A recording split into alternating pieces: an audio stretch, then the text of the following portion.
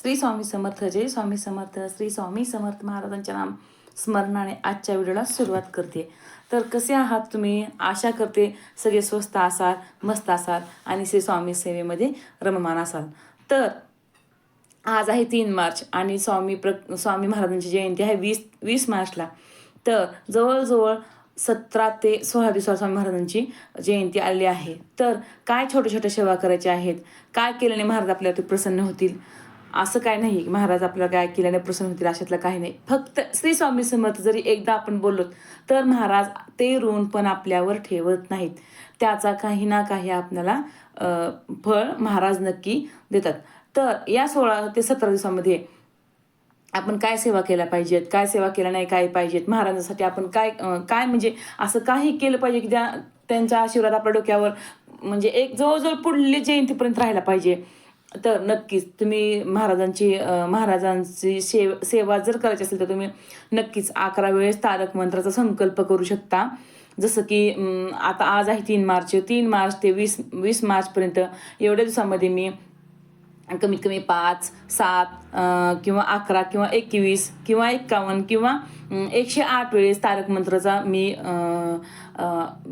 तारक मंत्र रोज म्हणण्याचा संकल्प करून रोज ती सेवा नित्य करू शकतो. आता संकल्प काय करायचा आहे, आपली देवपूजा झाल्यानंतर आपण एक प्लेट घ्यायचं आहे, हातावरती थोडंसं हळदी कुंकू घेऊन एखादं फूल घेऊन त्याच्यावरती पाणी सोडायचं आहे आणि महाराज मी आजपासून ह्या तारखेपर्यंत ह्या गोष्टीचा संकल्प करत आहे म्हणून तो संकल्प सोडून त्या दिवसापासून तुम्ही ती सेवा नक्की करू शकता. तारक मंत्र असो, श्री स्वामी चरित्रसारामृत असो किंवा गुरुचरित्र पारायण असो, ह्या छोट्या छोट्याशा तुम्ही नक्की करू शकतात.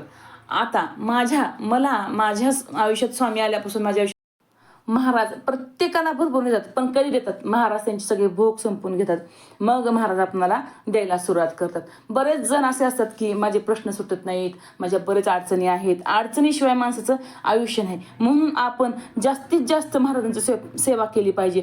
आजकालचं काल एकदम कलियुग आहे, घोर कलियुग आहे. ह्या घोर कलियुगात जर आपल्याला कुठल्या रोगापासून वाचायचं असेल, कुठल्या रोगराईच्या ह्याच्यापासून वाचायचं असेल, आता कोरोना येऊन गेला, प्रत्येक स्वामी सेवेकरी हा सांगतो की महाराजांवर माझी कृपादृष्टी होती म्हणून मी ह्या मोठ्या रोगराईमधून वाचलो. नक्कीच तुम्ही पण ह्या छोट्या छोट्या सेवा करायला सुरुवात करा. स्वामी महाराजांच्या जयंतीपर्यंत स्वामी सारामृत, तारक मंत्र, 11 माळी जप, गुरुचरित्राचं पारायण जे तुम्हाला शक्य होईल ते तुम्ही नक्कीच करू शकता. बघा, महाराज आपल्या आयुष्यात आले ना, आपल्या आयुष्यात काय काय बदल होतील, काय काय चमत्कार होतील याचा आपण विचारही करू शकत नाही. नक्कीच तुम्ही या छोट्या छोट्या सेवा करू शकता. आणखीन एक छोटीशी सेवा आहे ती म्हणजे रोज नाम जप लिहिणे. तुम्ही एक छोटीशी डायरी करू शकता. त्या डायरीमध्ये तुम्ही लाल पेननी श्री स्वामी समर्थ, श्री स्वामी समर्थ, श्री स्वामी समर्थ जसं तुम्हाला तर जमेल तसं तुम्ही त्याच्यामध्ये तुम्ही रोज स्वामींचा जप लिहू शकता आणि ती स्वामी जयंतीपर्यंत ती वही तुम्ही पूर्ण करू शकता. आता असं तुम्हाला प्रश्न पडला असेल की रोज ताई 108 वेळेस लिहायचं का, रोज ताई किती पानं लिहायचं का, असं काही नाही. आपण सकाळी आंघोळ केल्यानंतर, आपली देवपूजा झाल्यानंतर आपण देवपूजा एकदम स्वच्छ, एकदम व्यवस्थित एक आसन टाकून त्या जागेवरती तुम्ही कंटिन्यू श्री स्वामी समर्थ, श्री स्वामी समर्थ लाल पेनाने नक्कीच लिहू शकता. 1 पान लिहा, 2 पान लिहा, 3 पान लिहा, 11 पान लिहा, पण एका छोटी वही घेऊन महाराजांच्या जयंतीपर्यंत ती वही तुमची पूर्ण झाली पाहिजे. तर तुम्हाला प्रश्न पडला असेल ह्या भरलेल्या वहीचं आता काय करायचं, तर ही भरलेली वही तुम्ही अक्कलकोटच्या संकल्पयुक्त कुठलीही सेवा आपण करू शकतो. काही नाही झालं तर आपण फक्त कमीत कमी रोज 11 माळी जप तर नक्कीच करावा, जेणेकरून आपण स्वामी सेवेकरी असलेलं सार्थक होईल, सार्थक लागेल. तर आता तुम्हाला असं वाटेल की ताई आम्ही सेवा करतो तरी आमच्या अडचणी दूर होत नाहीत, ताई आम्ही बरेच प्रयत्न करतोय, नित्यसेवा करतोय, ह्या सेवा करतोय, त्या सेवा करतोय, तर आमच्या आयुष्यातल्या अडचणी कमी होत नाहीत. तुमच्याच काय, माझ्या आयुष्यातली पण अडचण कमी होत नाहीत. कारण मला माहिती आहे महाराज आपल्या आयुष्यातून आपण केलेली चुका, आपण केलेले पाप, आपले जे गेल्या जन्मीचे, त्याचे मागच्या जन्मीचे, ह्या जन्माचे जे सगळे आपण पाप असतात ते जे काही भोग असतात ते सगळे भोग महाराज आपल्या आयुष्यातून हळू भोग पूर्ण महाराज संपवून घेतात.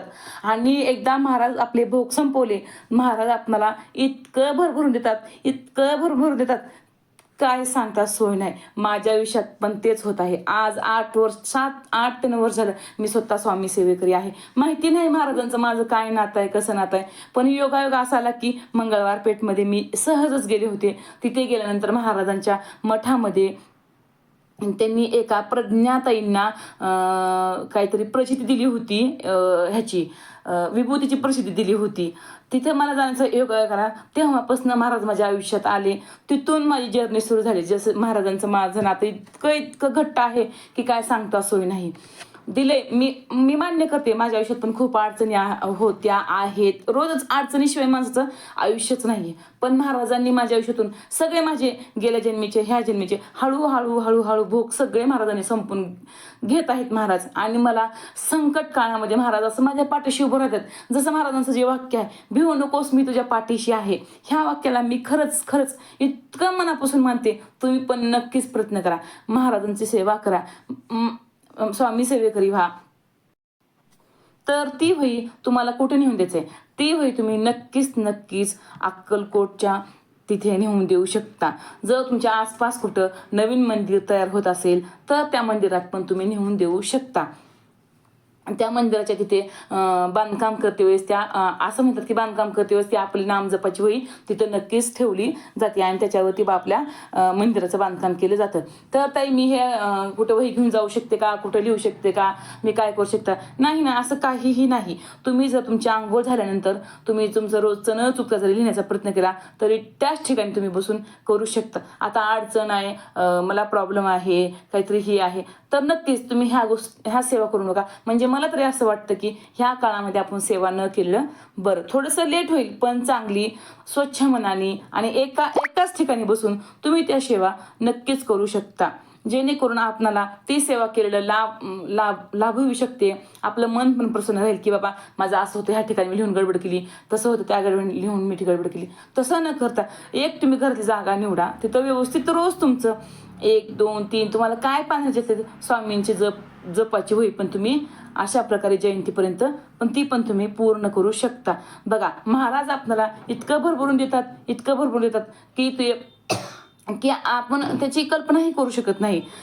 मला तर ह्या गोष्टीचा भरपूर अनुभव आहे. पण तुम्ही पण नक्कीच ह्या छोट्या सेवा करा, स्वामीं जप करा. बघा तुम्हाला काय अनुभव येतो, काय प्रचिती येते. महाराज आपल्याला किती भरभरून देतात, किती संकटामधून महाराज आपल्याला वाचवतात. छोट्या संकटामधून महाराज आपलं रक्षण करतात. मुलं आणि असं म्हणतात घरातला एकही व्यक्ती जर स्वामी सेवेकरी असेल, स्वामी जप करत असेल, स्वामी नाम करत असेल तर महाराज पूर्ण घराचा भार आपल्या डोक्यावर घेतात आणि प्रत्येक घरातल्या प्रत्येक व्यक्तीचं महाराज संरक्षण करतात. प्रत्येक घरामध्ये बघा नक्कीच महाराज आपलं घरातल्या प्रत्येक म्हणजे व्यक्तींचं महाराज रक्षण करतात. हा अनुभव तुम्ही नक्की घेऊन बघा. नक्की ह्या छोट्या सेवा करून बघा. तुम्हाला काय प्रचिती यायचे ते नक्की सांगा. माझी ही केलेली सेवा श्री स्वामी समर्थ महाराजांच्या चरणी अर्पण. माझा हा व्हिडिओ आवडला असेल तर लाईक करा, शेअर करा, सबस्क्राईब करा आणि कमेंट बॉक्समध्ये लिहायला विसरू नका. श्री स्वामी समर्थ. आईचे व्हिडिओ ऐकले असेल तर लाईक करा, शेअर करा, सबस्क्राईब करा. श्री स्वामी समर्थ. श्री स्वामी समर्थ.